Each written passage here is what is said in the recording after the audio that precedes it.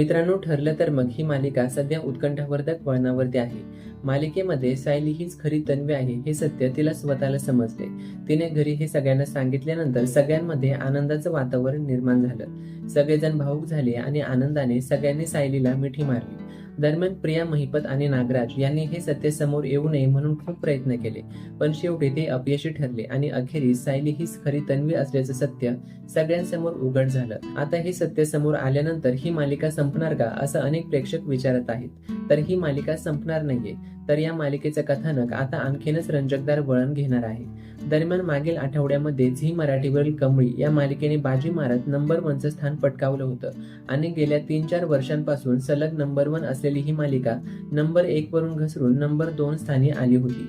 आता या आठवड्याच्या TRP मध्ये ही मालिका पुन्हा तिचं मानाचं स्थान पटकावू शकेल का हे बघणं रंजकदार असणार आहे.